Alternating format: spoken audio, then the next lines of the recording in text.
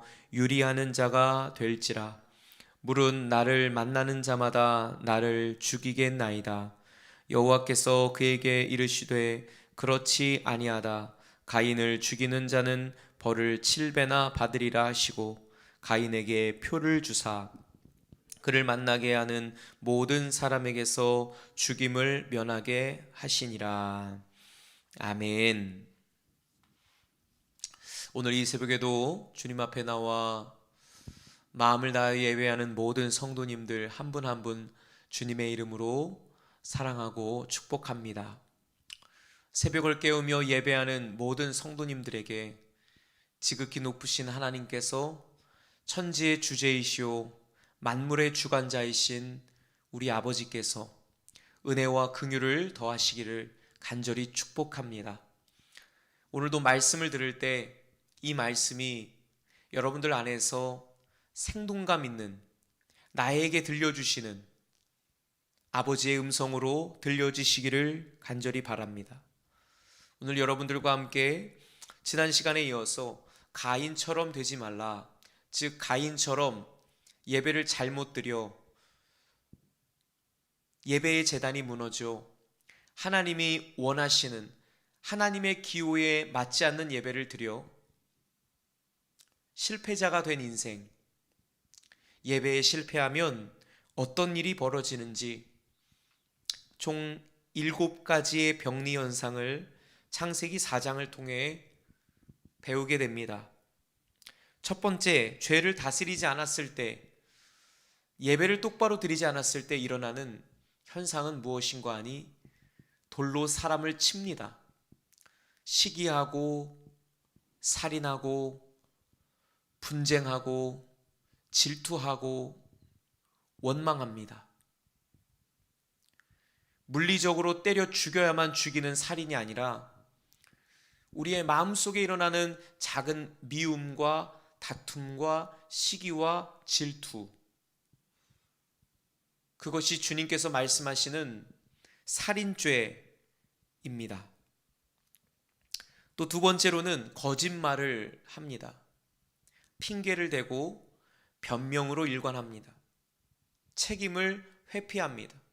마땅히 형님이라면 아우를 지켜야 하건만 네 아우 아벨이 어디 있느냐 라고 물으시는 주님의 질문 앞에 기껏 한다는 대답이 내가 내 아우를 지키는 자입니까? 뻔뻔스럽고 자기가 져야 할 책임을 회피함과 동시에 도리어 아우를 지켜야 할 형님의 본분을 저버리고 오히려 그 아우를 때려 죽이는 최초의 살인을 저지르는 끔찍한 일이 벌어지게 됩니다. 죄를 다스리지 않았을 때 거짓말을 일삼습니다. 피합니다. 하나님의 말씀 앞에 정직하게 대면해야 되는데 그래야 죄를 토설하고 죄를 버리고 새롭게 회복되어질 텐데 그렇게 하지 않는 거예요. 숨기고 은닉하고 은폐하고 모르는 척하고 아닌 척하는 것입니다. 수고하고 무거운 짐진 자들아 다 내게로 오라 할 때에 마치 수고하지 않은 것처럼 무거운 짐을 안 지고 있는 것처럼 괜찮은 것처럼 의연한 것처럼 하나님 앞에 겸손히 나오지 않는다라는 거예요. 수많은 사람들이 거짓말을 일삼고 아닌 척하고 모르는 척하는 것이죠. 우리는 그러지 말아야 합니다. 세 번째, 죄를 다스리지 않았을 때, 예배에 실패했을 때 어떤 일이 벌어지겠습니까? 그 죄를 짓는 순간 피 흘린 죄가 하나님의 마음속, 하나님의 심장에 즉각적으로 입력이 됩니다. 죄 짓고는 못 사는 법이에요. 피해 호소, 억울함의 호소, 하나님의 말씀을 범했을 때, 죄를 지었을 때 그것이 하나님의 심장에 즉각적으로 입력이 됩니다.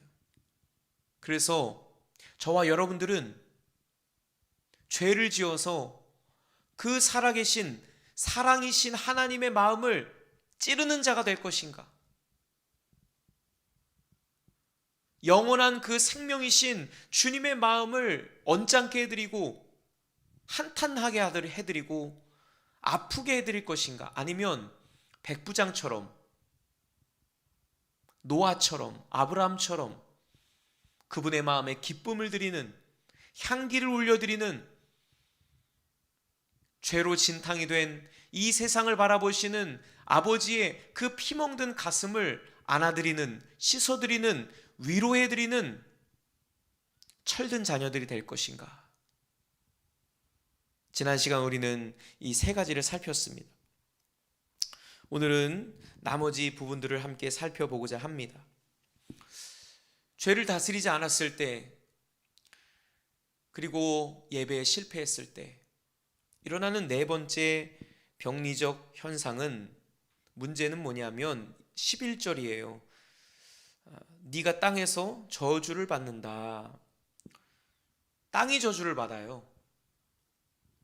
여기서 땅이 저주를 받는다는 것은 두 가지 의미를 가지고 있습니다. 땅이란 무엇입니까? 환경입니다. 상황입니다. 말 그대로 물리적인 땅. 땅을 영어로 그라운드라고 하죠. 땅은 베이스입니다. 여러분, 노아의 방주를 보게 되면 재밌는 게 있어요.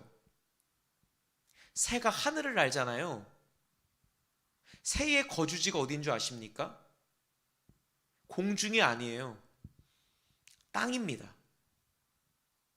그래서 노아가 방주에서 물이 얼마나 줄어들었는가를 시험하기 위해서 까마귀를 보내고 비둘기를 내보내요. 근데 여러분, 그 비둘기가 발붙일 곳이 없으므로 다시 돌아오죠.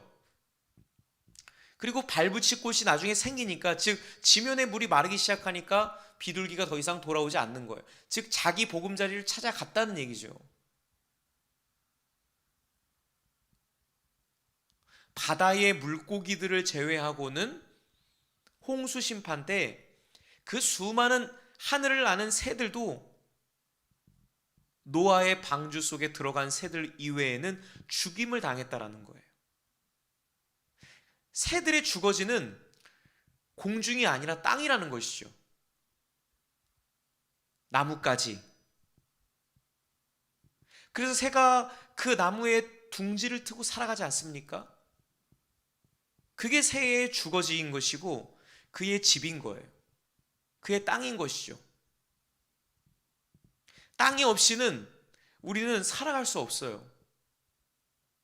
집도 존재할 수 없고 삶도 형성되지 않아요.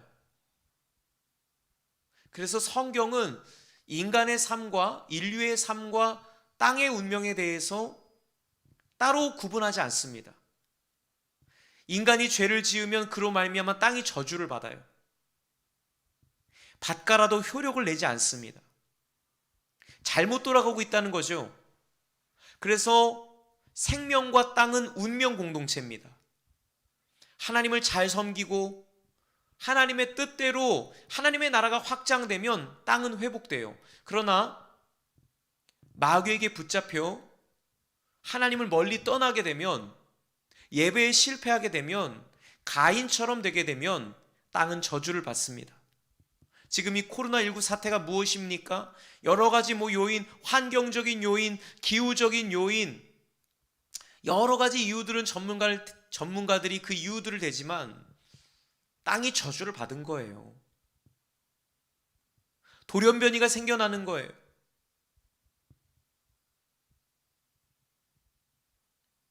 이제 거리두기가 3단계로 승격이 되면 정말 경제 파탄이 일어날 것입니다.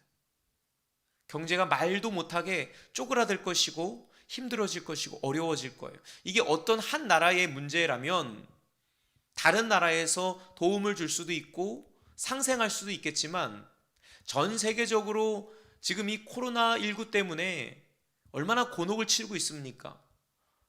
거의 전 세계 모든 나라들이 어려움을 겪고 있지 않습니까?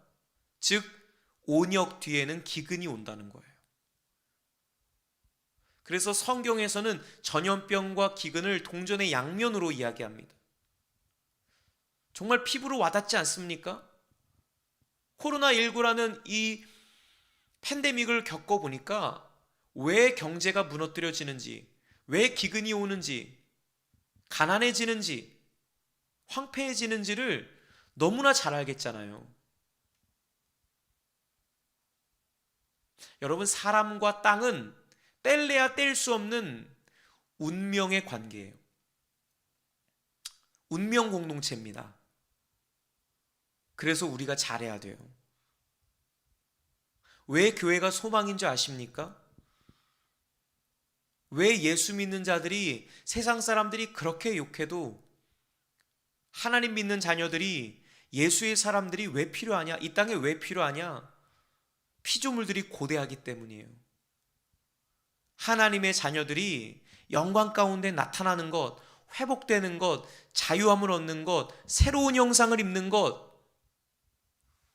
그것만이 희망이고 소망이기 때문이에요. 그래야만 땅이 회복되는 거예요. 겸손히 주님 앞에 나와 자복하고 기도하며 주의 얼굴을 구하면 내가 하늘에서 듣고 하나님께서 하늘에서 들으시고 연락하시고 그들의 죄를 사하고 그 땅을 고칠지라. 죄를 사하는 것과 우리의 죄가 사함받는 것과 땅이 치유받는 것, 땅이 고침받고 회복되는 것, 땅이 원래대로 돌아가는 것, 가시덤불과 엉겅퀴가 비옥한 땅으로 기름진 땅으로 옮겨지게 되는 것, 그것은 한 세트라는 거예요. 죄가 사함을 받아야 땅이 치유를 받고 고침을 받아요.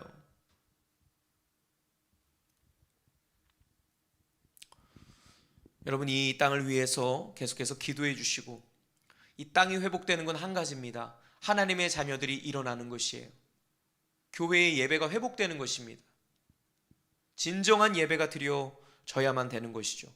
또 한 가지의 땅의 의미가 있습니다. 첫 번째는 환경과 상황적 요인이 있다면 두 번째 땅의 의미는 뭐냐면 땅은 곧 흙이에요. 우리 인간의 육신이 어디로부터 왔죠? 흙으로부터 왔어요. 그러므로 땅의 두 번째 의미는 육체입니다. 육신이에요. 육신이 저주를 받은 거예요. 죄가 들어오면서 무엇이 생겨났냐면 질병이 생겨났어요. 몸에 병리 현상이 일어나는 거예요. 암에 걸리고 당뇨에 걸리고 수많은 질환들에 걸려들게 되는 것이죠. 병은 드는 겁니다. 내가 원해서 병이 드는 사람 아무도 없어요. 나도 모르게 병이 들게 돼요. 병이 나는 거예요. 육신이 힘들면, 몸이 아프면 얼마나 고통스럽습니까? 그게 저주가 아닐까요? 그게 저주예요. 건강하지 못한 것, 아픈 것, 맨날 그 병과 싸우는 것, 그게 얼마나 힘든 일이고 곤혹을 치르는 일입니까? 바로 땅이 저주를 받는 것이에요.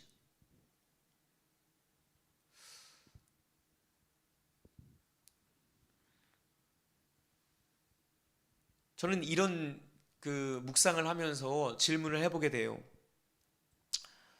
옛날에는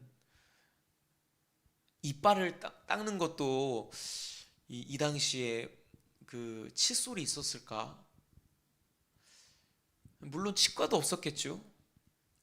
그런데 아담 할아버지가 930세, 노아 할아버지가 950세, 무두셀라 할아버지는 969세. 아니 900수를 사시면서 우리의 지금 평균 연령보다 9배는 더 많이 사는 거 아닙니까? 그런데 이빨을 관리는 어떻게 했을까?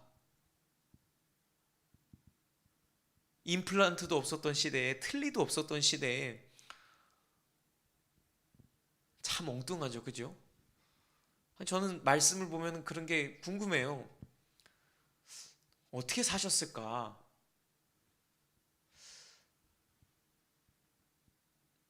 근데 여러분, 점점점 우리가 시대를 거듭하고 거듭할수록 죄가 더하여지고 죄가 관영할수록 이상한 병들이 생겨나기 시작하는 거예요. 이 시대에는 없었던, 노아 시대는 없었던, 아브라함 시대는 없었던 병이 오늘날에는 있는 거예요. 그 병들이 자꾸만 생겨나게 되는 거예요. 병이 없어져야 되는데 점점점 희귀병들이 많아져요. 의술로는 못 고치는 병들이 더 많아져요. 고칠 수 있는 병보다 고칠 수 없는 병이 훨씬 더 많습니다. 손댈 수 없는 문제들이 많아요. 감기도 그렇잖아요. 물론 약을 먹으면 좀 나아지긴 하지만 그게 약이 만병통치약이 아니에요. 그 흔한 감기 하나도 인간의 의지대로 못 고친단 말이에요. 지금 이와 같은 전염병도 마찬가지고요. 육신의 질환, 육신의 질병, 그것이 땅의 저주입니다. 이사야 53장 6절, 채찍에 맞음으로 우리는 나음을 받았도다. 그것이 땅의 회복이에요. 예수 그리스도께서 채찍을 맞으시고 그 몸을 찢으시고 피를 흘리심을 통해서 땅이 회복되는 거예요. 육신의 질병에서 나음을 받는 것이죠. 죄로 말미암아 육신의 질병이 붙고 질병이 생기고 질환들이 나타나 고통 가운데, 통증 가운데, 이곳저곳 안 아픈 곳이 없는 병을 달고 다니는 저와 여러분들의 삶 가운데 예수님이 오셔서, 예수님이 우리를 위하여 죽으시고 우리를 위하여 찔리시고 우리를 위하여 채찍 맞으심으로써 그 피가 모든 저주를, 육신의 저주를, 질병이라는 저주를 해결해 주시는 것이에요. 육신의 질병은 인정해야 될 대상이 아니라 몰아내야 될 대상입니다, 여러분. 꾸짖으셔야 돼요. 하나님의 모형이 아니거든요. 하나님의 원래 그 오리지널 디자인이 아니에요. 죄 지음으로 말미암아 우리에게 온 거예요. 땅이 망가지고 땅이 저주를 받아서 질병이 나타나는 거예요. 질환들이 나타나는 것입니다. 나는 원래 약한 사람이야. 이게 고질병이야. 여러분들이 그 병을 인정하는 순간 사단은 옳거니 하고 그 병으로 여러분들을 올가매는 거예요. 질병은 저주입니다. 질병은 결코 축복이 아니에요. 질병은 결코 축복이 아니라 유익이 아니라 저주고요. 하나님 원하지 않으세요. 그래서 우리가 그 질병을 믿음으로 꾸짖어야 합니다. 너는 내가 아니다 라고 말해야 돼요. 너는 내가 아니라고 말을 해야 된다니까요. 이게 영적 싸움이에요. 통증이 오잖아요. 질환이 나타나잖아요. 그럼 그걸 우리가 그냥 수용하는 것이 아니라 분리시켜야 된다는 거죠. 죄로 말미암아 나타난 병리 현상이에요. 예배를 뜨겁게 회복하고 죄의 사함을 받으면, 하나님과의 관계가 회복되면 하나님이 고치세요. 하나님과의 관계가 온전히 100% 회복됐는데도 나에게 연약함이 남아있다. 그것은 사도 바울처럼 가시가 될 수 있겠죠. 그러나 죄로 말미암아 온 질병임에도 불구하고 많은 사람들이 조금 기도해보다 안 나으니까 이거 가신가 보다, 육신의 가신가 보다, 교만하지 말라 그러시나 보다, 천만의 말씀이에요. 아니에요. 그 속고 있는 겁니다. 속고 있는 거예요. 대부분의 질병은 그렇게 옵니다. 기억하십시오. 질병은 땅이 저주를 받은 거예요. 육신이 저주를 받은 거예요. 자, 네 번째 병리 현상, 땅이 저주를 받는다. 이걸 우리가 살펴봤습니다. 다섯 번째는 이건 또 다른 질병인데요. 죄책감과 두려움과 공포감에 사로잡혀요. 가인이 13절 14절 이렇게 말합니다. 내 죄벌이 지기가 너무 무거우니다. 이제 두려움에 휩싸인 거예요. 무섭대요. 그러면서 14절에 주께서 오늘 이 지면에서 나를 쫓아내시온즉 내가 주의 낯을 배웁지 못하리니 내가 땅에서 피하여 유리하는 자가 될지라. 물은 나를 만나는 자마다 나를 죽이겠나이다. 이것을 우리는 뭐라고 합니까? 과대망상이라고 하죠. 피해망상. 나를 만나는 자마다 나를 죽일 것입니다. 죄지음으로 말미암아, 예배의 실패함으로 말미암아 가인에게 일어났던 현상 중 하나는 정신질환이에요. 정신질환, 과대망상, 공황장애, 불안장애, 조울증, 조현병, 죄책감, 두려움, 공포감, 수많은 정신질환들. 육신의 질병도 질병이지만 이 현대사회를 더욱더 피폐하게 하는 것, 저와 여러분들을 정말 피말리게 하는 건 이 정신질환을 겪는 사람들이에요. 겉으로 보기엔 멀쩡해요. 아무렇지 않은데 정신적으로 아픈 사람들이 있어요. 정신적으로 아픈 사람들. 자기는 몰라요. 자기가 정상인 줄 알아요. 그래서 주변 사람들은 고통을 받는 거죠. 제가 이제 은성교회에서 이제 목회한 지가 이제 만 5년이 넘습니다. 이제 6년 차 이렇게 돼 가는데, 감사하게도 하나님께서 그 정신적으로 어려움 당하는, 영적으로 어려움 당하는 많은 사람들을 만나게 하셨어요. 너무나 안타까워요. 육신의 질병보다도 어쩌면 더 질기고 해결되지 않는 문제 중에 하나가 정신질환이에요. 왜냐하면 이 정신질환은 정말 유아기 때부터, 태내에서부터 지금의 나까지 이거를 하나님과 내가 내적 치유를, 영적인 내적 치유를 감행하지 않으면, 철저하게 죄를 뿌리부터 다루지 않으면 이 문제가 다람쥐 쳇바퀴 돌듯이 조금 나아질 듯 하면 다시 병이 도지고, 조금 더 나아질 것 같으면 다시 병이 도지고, 그런 문제들이 있게 돼요. 우울증, 공황장애, 불안장애, 과대망상. 나를 만나는 자마다 나를 죽일 거예요. 누가 그래요? 하나님이 그러셨어요? 땅은 너로 말미암아 저주를 받는다. 그러므로 너는 땅으로부터 피하여 유리하는 자가 될 것이다. 고생하게 될 것이다. 가시덤불과 엉겅퀴를 평생 일구면서 땀 흘리며 살아가는 존재가 될 것이다. 즉 창세기 3장의 아담에게, 범죄한 아담에게 주님께서 죄의 후유증이다, 이것이 죄의 후유증이다 라고 말씀하신 거예요. 근데 가인은 거기서 한 발자국 더 나아가서 뭐라고 하냐면, 나를 만나는 자마다 나를 죽이겠나이다. 15절에 주님 뭐라고 말씀하세요? 그렇지 아니하다. 결코 그렇지 않아. 안 그럴 거야.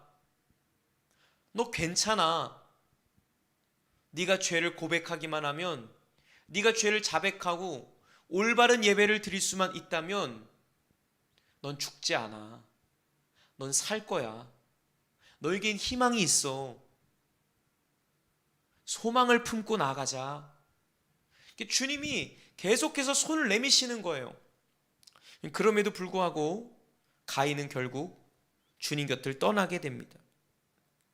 이것이 6번째 병리현상인데요, 하나님의 선의, 하나님의 도우심의 손길, 하나님의 자비의 은혜에도 불구하고 하나님의 곁을 떠나요. 16절에 가인이 여호와 앞을 떠나서 에덴 동쪽 놋 땅에 거주하더니, 하나님이 그렇게 공을 들이시고 하나님이 그렇게 찾아오셔서 화해의 손, 용서의 손, 치유의 손, 은혜의 손길을 내밀었음에도 불구하고 하나님이 악수하자고 화해하자고 먼저 손을 내미셨음에도 불구하고 그 손을 뿌리치는 거예요. 필요 없다라고 말하는 거예요. 내 뜻대로 살겠노라고 가출을 해버리는 거죠. 영적인 가출을 하는 거예요. 여호와 앞을 떠나는 거예요. 주님 곁을 떠납니다.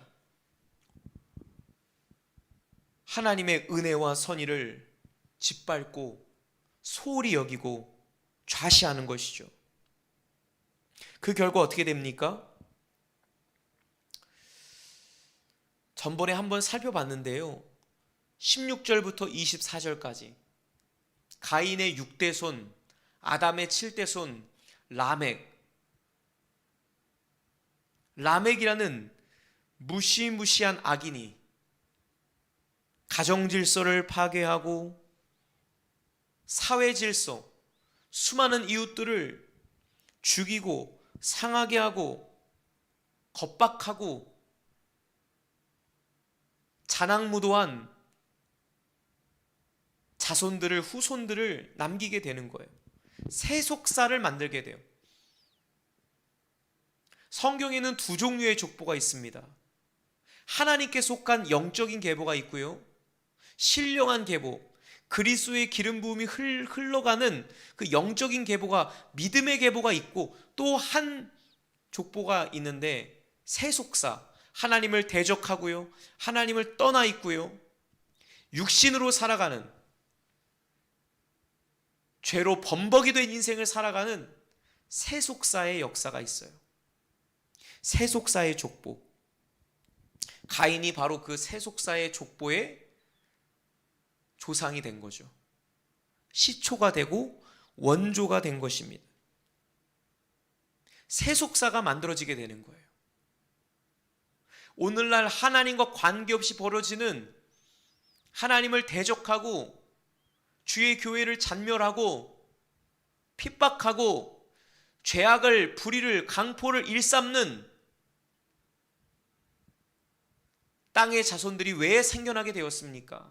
네피림들이 왜 만들어지게 되었습니까? 니무롯이 왜 만들어지게 되었습니까? 그 뿌리의 뿌리를 거슬러 올라가다 보면 가인까지 올라가게 되는 거예요. 가인의 결정적인 문제가 뭐였느냐? 예배에 실패했다는 거예요. 오늘 그래서 저와 여러분들은 예배에 실패하면 어떤 저주가, 어떤 병리 현상이, 어떤 끔찍한 일이 일어나는지를 보시게 돼요. 시기하고 질투하고 다툼으로 사람을 죽이게 됩니다. 거짓말, 변명, 책임 회피하게 돼요. 하나님의 마음을 찌르는 자, 하나님을 곤경에 빠뜨리는 자, 하나님 마음을 아프게 해드리는 불효자가 됩니다. 땅이 저주를 받아요. 인간의 죄악으로 말미암아 피조물이 탄식합니다. 육신의 질병이 생겨요. 합병증이 생겨요. 불치병이 생기게 돼요. 늘 병을 떠안고 살아가게 됩니다. 신내림 받은 이 무당들 보세요. 몸이 성한 사람이 있는 줄 아십니까? 멀쩡한 사람이 하나도 없어요. 하나님을 떠나면 육신은 반드시 불행해지고 육신은 반드시 질병 가운데 거하게 돼요. 그리고 다섯 번째, 정신질환, 죄책감, 두려움, 불안감, 우울증, 조울증, 수면장애, 불안장애, 공황장애, 과대망상, 피해망상, 의심증, 의처증, 의부증, 가정을 파괴시키고 사회를 어지럽고 혼란시키게 하는 그 정신질환이, 이 정신분열증, 그런 것들이 나타나게 되는 거예요. 여섯 번째, 하나님이 내미시는 은혜의 손길, 화해의 손길, 회복의 손길을 뿌리치고 하나님 곁을 떠나게 됩니다. 여호와를 떠나 살게 돼요. 7번째, 마지막 그 결과로 세속사를 만들게 돼요. 세속사.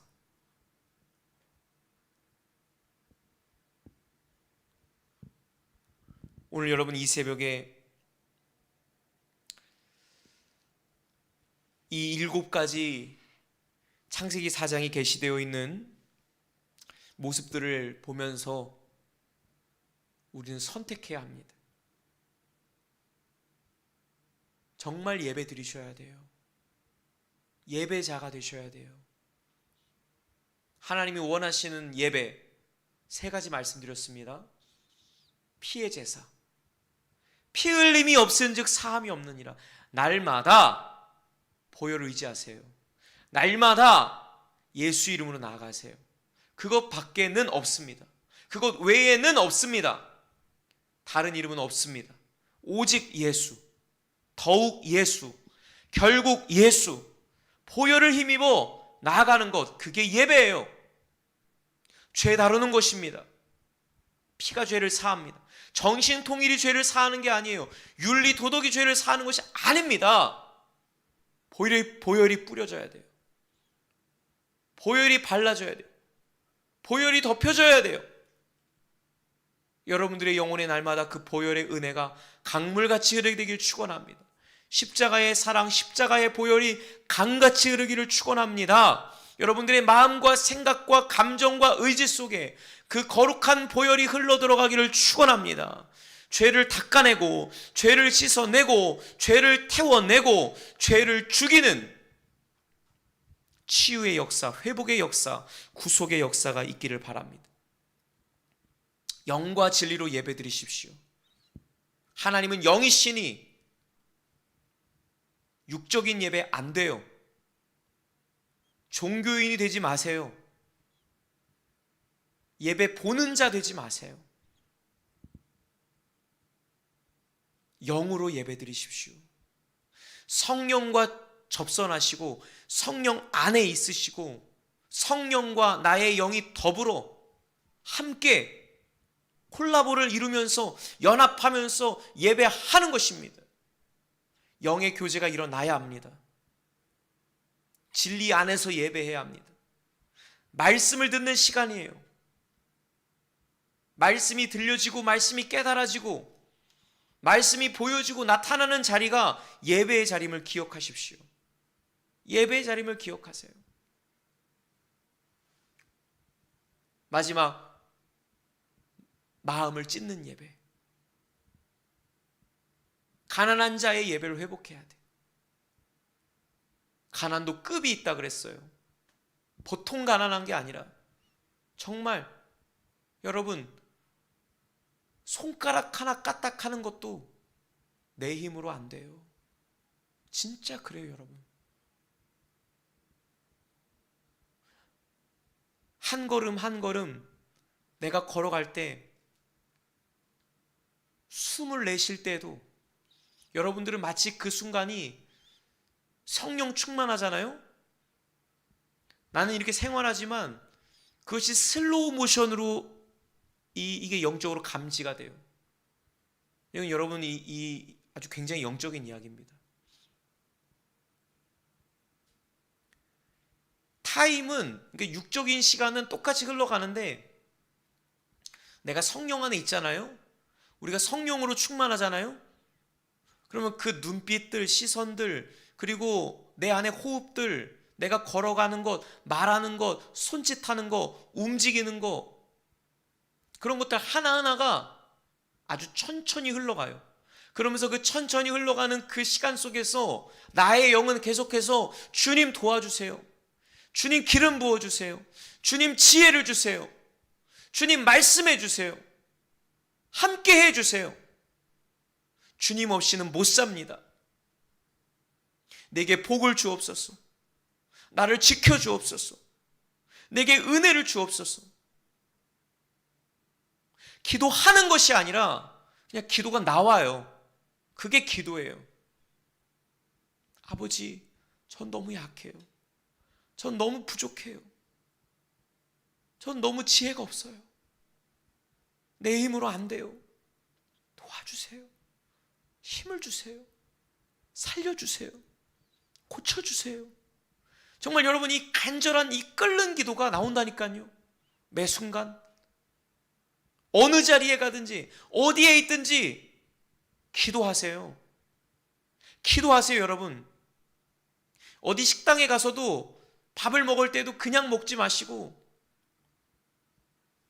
그 집을 축복하며 기도하세요. 여러분들이 밖에 나갔다가 집에 들어올 때에도 제가 팁을 하나 알려드리면, 저는 늘 10초 예배를 드립니다. 10초 예배. 10초 예배. 딱 10초 동안 예배 드리자. 시간이 더 1분, 2분 이렇게 길어지면 실천이 안 되니까 10초 예배를 드리자. 까먹을 때도 많아요. 그런데 이걸 한번 해보세요. 왔다 갔다 할 때 늘 언제든지 이렇게 밖에 나갔다가 집에 들어오잖아요. 우리가 마치 교회에 들어오면 처음에 기도하잖아요. 주님, 저 왔습니다. 근데 왜 교회에만 그렇게 하냐고요. 집에 갈 때도, 어디 나갔다가 집에 들어올 때도 의자에 앉아서 10초 기도하는 거예요.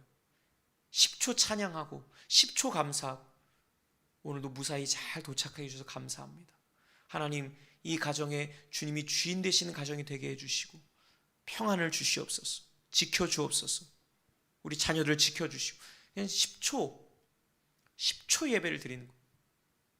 운전대를 잡을 때도, 차에 딱 탈 때도 그걸 늘 일상 습관화하는 거예요. 예배가 그렇게 생활화가 돼야 돼요. 그렇게 될 때 우리 예배가 살아있는 예배가 되고, 우리가 예배의 실패자가 아니라 예배의 성공자가 되게 되는 줄 믿습니다. 함께 기도하겠습니다.